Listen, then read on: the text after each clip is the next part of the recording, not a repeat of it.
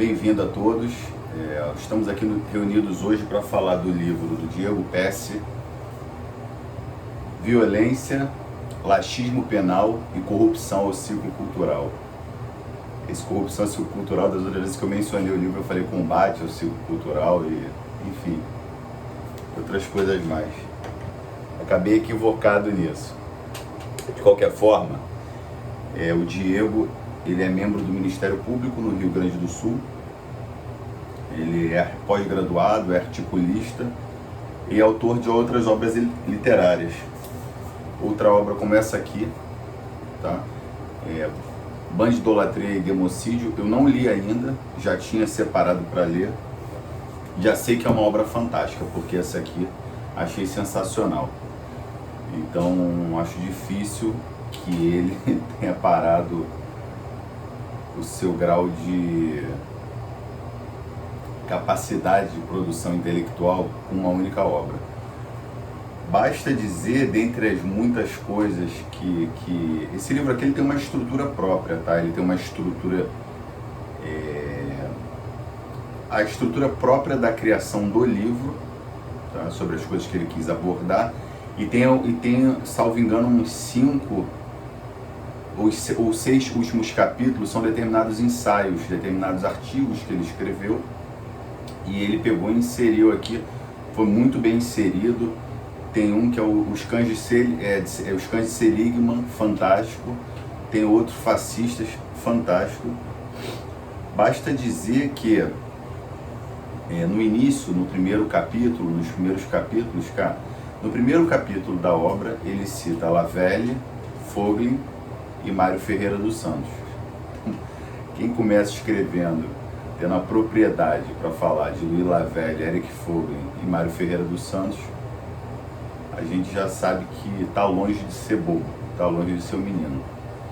Trabalho muito sério, muito bem executado. Ele começa falando desses 3 grandes, dentre outros, mas esses 3 obviamente chamam a atenção por si só. Ele começa falando deles para falar justamente dessa corrupção do círculo cultural, que é o que ele coloca por último aqui no texto, mas inicia o livro falando disso. Fantástico, fantástico. Ele aborda uma famosa pesquisa do James K. Wilson, que esse sujeito foi um sujeito fantástico, tá? Foi um norte-americano fantástico, que ele, dentre outras coisas, tem uma coisa que você conhece dele, provavelmente, se você é um aluno, um estudioso da área, porque ele, junto com outro pesquisador de nome, salvo engano, George Kelly, o James e o George, né, eles desenvolveram a teoria das janelas quebradas, que foi algo que manteve-se na segurança pública dos Estados Unidos, talvez mantenha-se até hoje, mesmo depois de uma série de problemas que eles tiveram lá. Problemas esses que o Diego também menciona aqui, tá? Então o George Kelly e o James Wilson desenvolveram essa teoria das janelas quebradas. Muito interessante. Quem é acadêmico do direito ou policial sabe do que eu estou falando.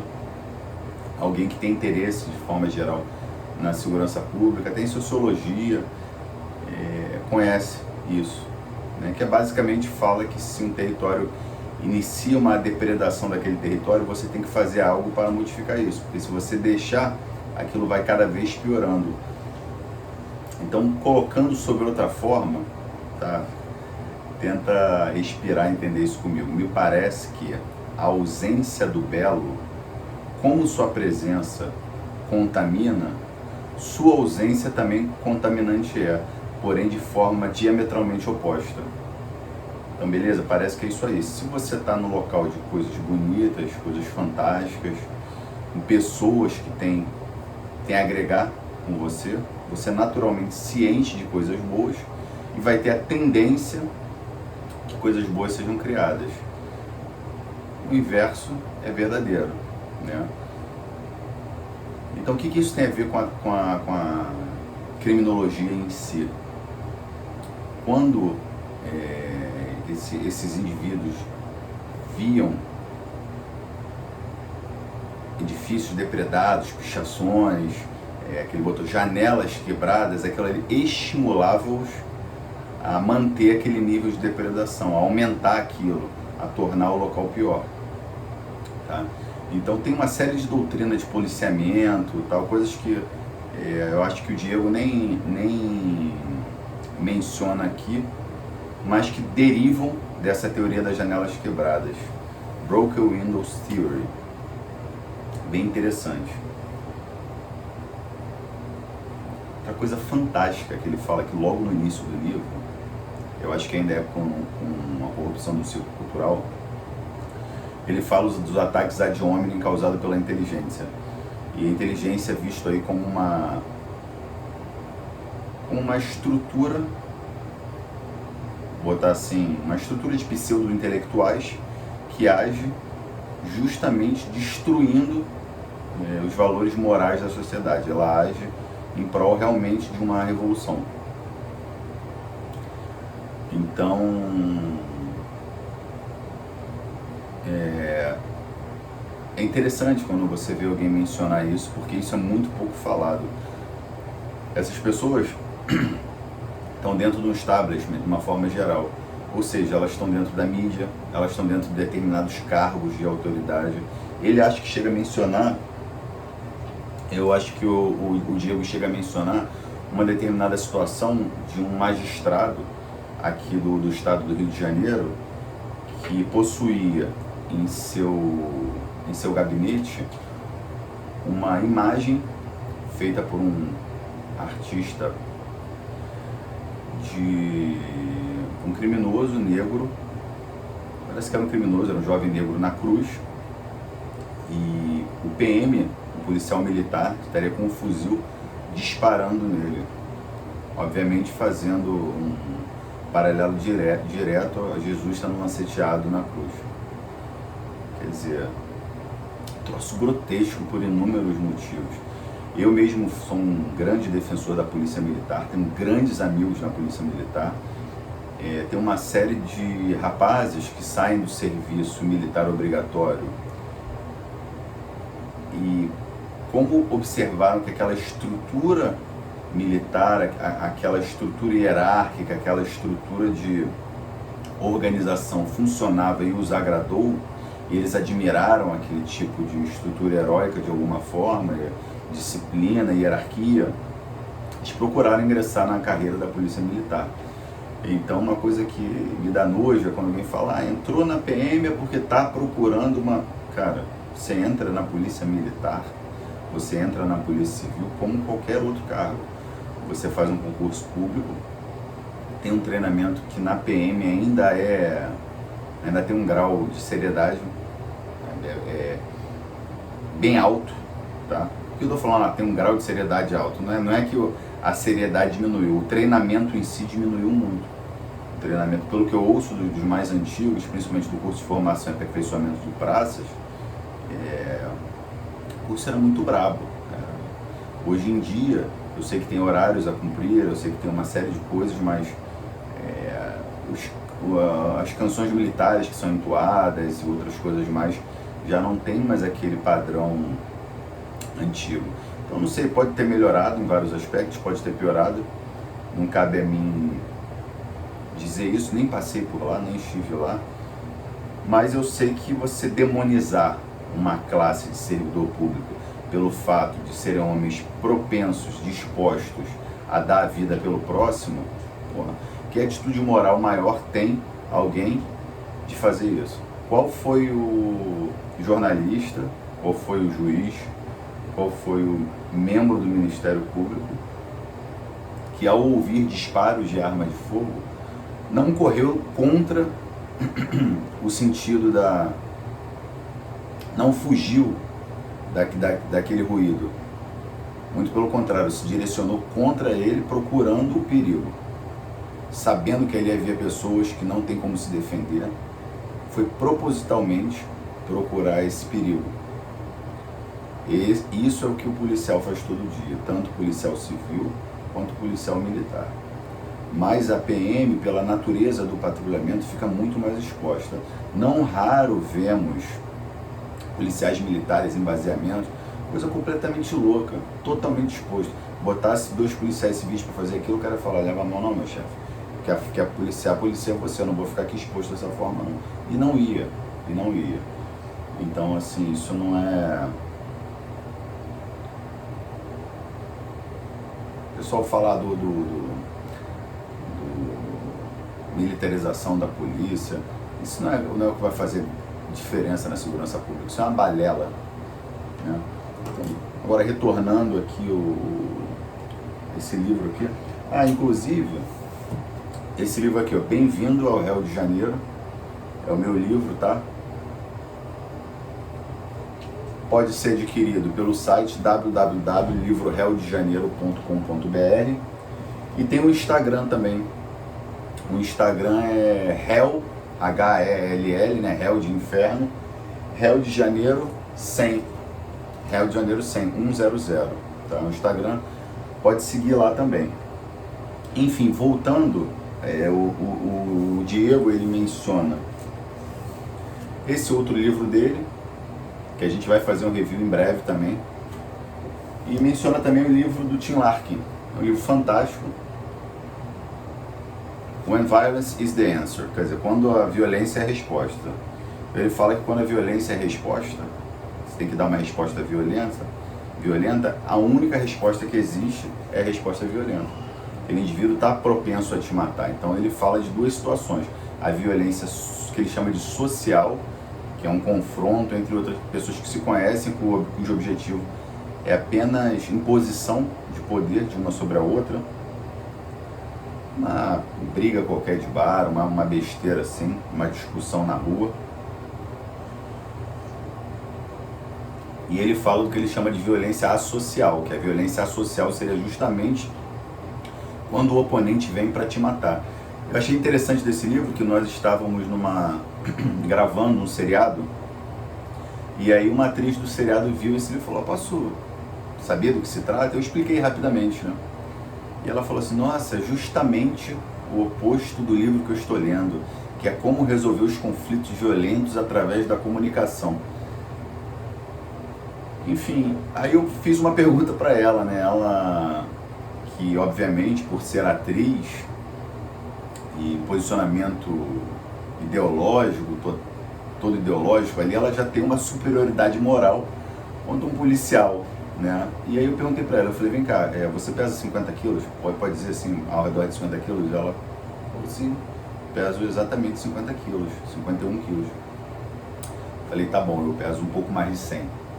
Vamos fazer o seguinte, vamos elaborar um exercício mental. Se eu resolver, você enquanto sozinha, num local escuro, num local ermo, eu resolvo te atacar. E meu intento vai ser te estuprar e te matar. Ponto. Eu não quero conversar com você, eu não quero nem te roubar, não exijo mais nada. É um cara que tem um corpo semelhante ao meu, que tem algum conhecimento de arte marcial e que tem o dobro do teu peso. De repente nem conhece de arte marcial, mas por exemplo está com uma arma de fogo ou com uma faca. E aí, como é que você vai fazer? Como é que vai ficar a sua comunicação nisso aí? Como é que você vai se comunicar com essa pessoa? Lembre-se que o único objetivo do sujeito é estuprar.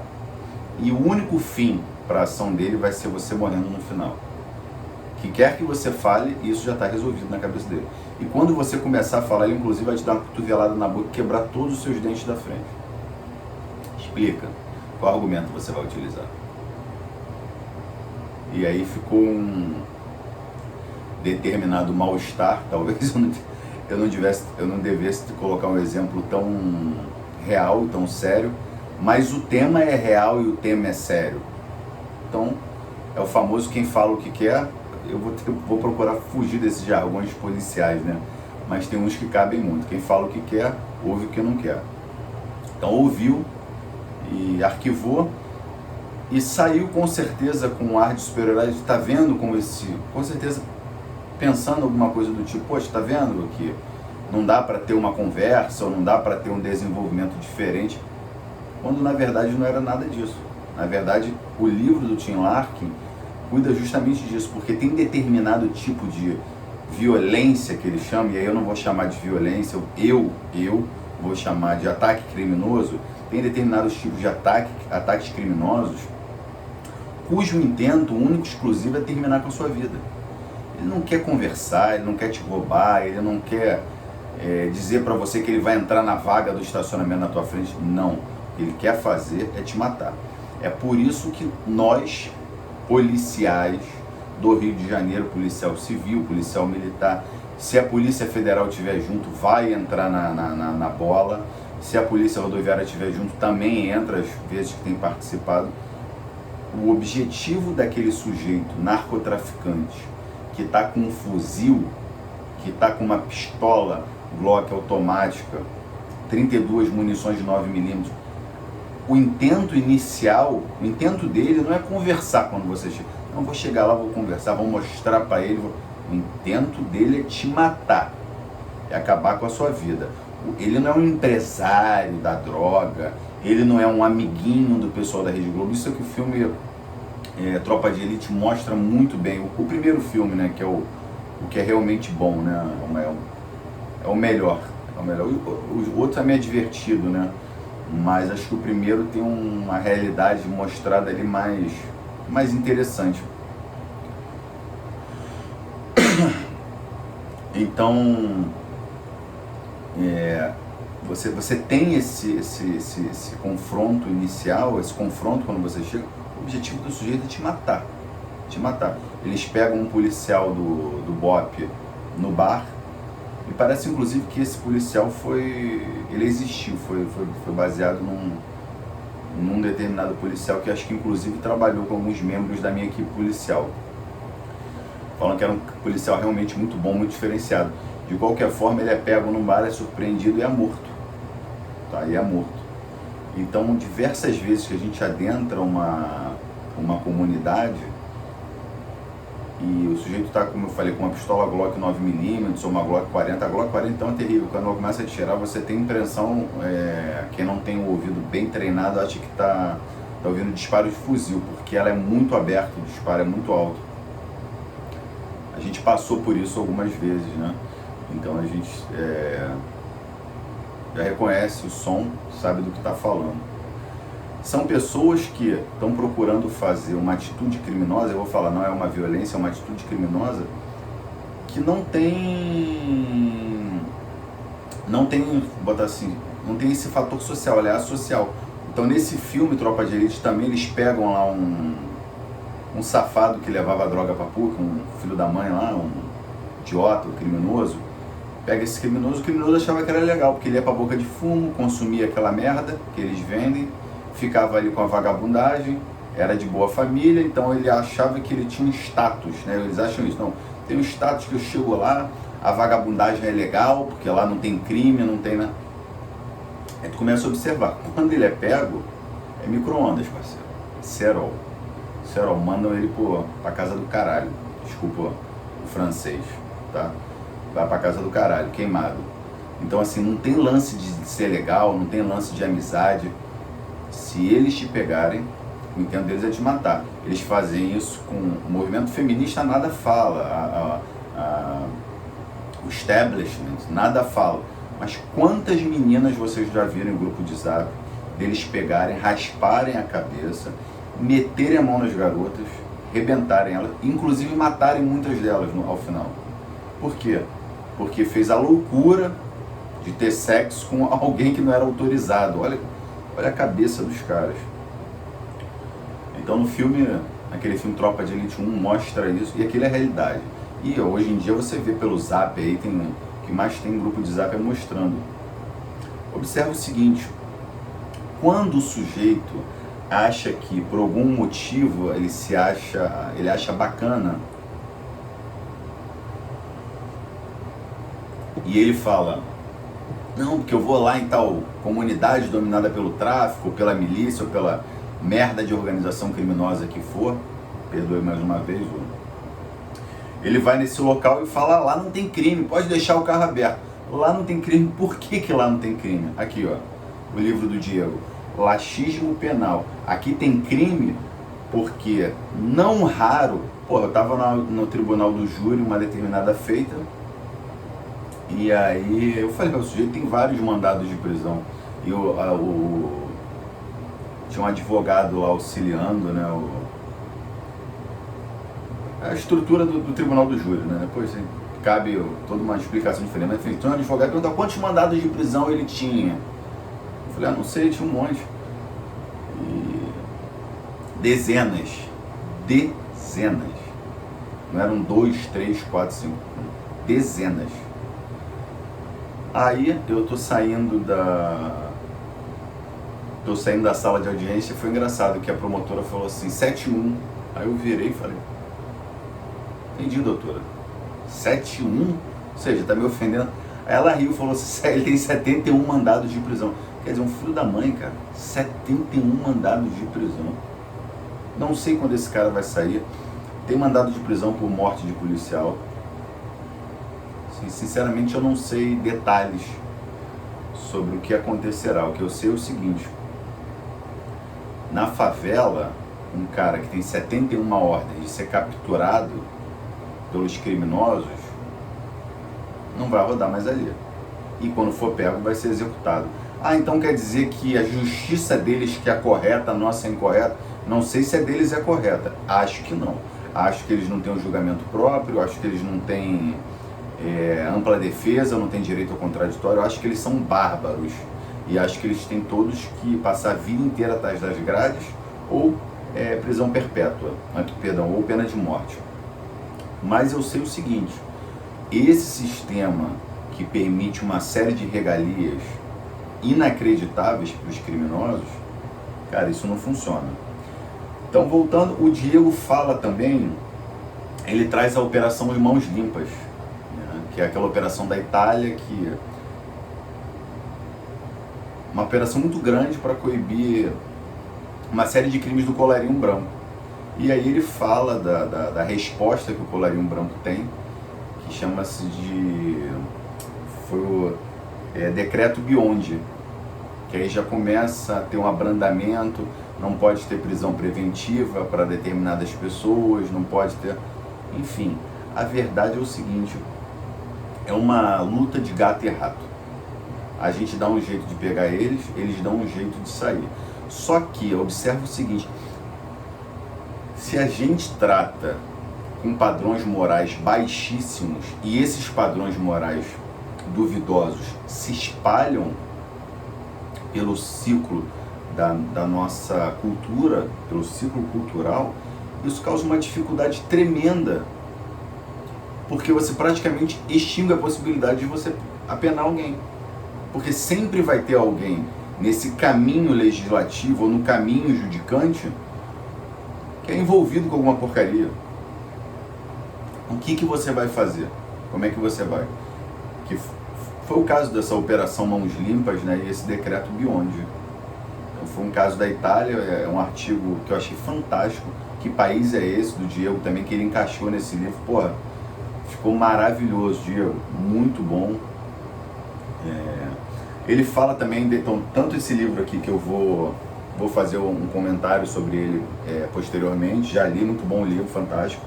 E outro livro também, The War on Cops, A Guerra contra os Policiais. E aí ele menciona o efeito Ferguson, quer dizer, que foi nessa cidade de Ferguson, onde um policial matou um criminoso, era um jovem negro. Eu acho que eu cheguei a ver esse vídeo, um cara muito grande, muito forte, atacou o policial perdão, não teve meios de se defender sem usar arma de fogo, usou arma de fogo e matou o policial, e matou o agressor. O agressor tentava tomar a arma dele, obviamente, para executá-lo. Como que a história passou a ser narrada na mídia de uma forma geral?